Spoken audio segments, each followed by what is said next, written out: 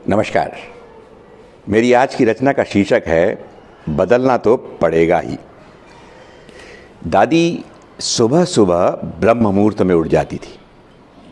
माँ 6-7 बजे के आसपास उठती थी।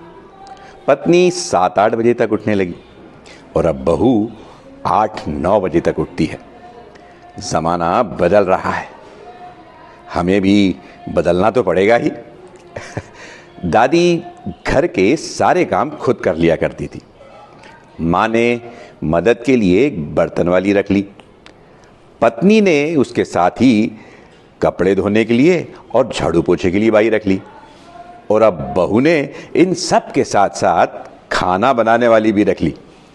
ज़माना बदल रहा है, हमें भी बदलना तो पड़ेगा ही। दादी दादाजी के सामने कभी कुछ नहीं कहती थी। माँ अपनी बात धीरे से कह दिया करती थी। पत्नी अपनी बात कहने के लिए कभी कभी बहस भी कर लिया करती थी। और अब बहू अपनी बात मनवाने के लिए बराबरी से टक्कर देती है।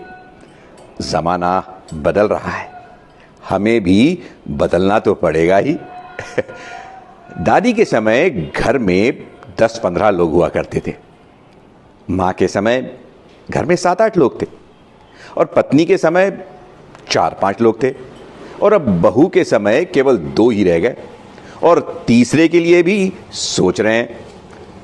ज़माना बदल रहा है, हमें भी बदलना तो पड़ेगा ही। धन्यवाद।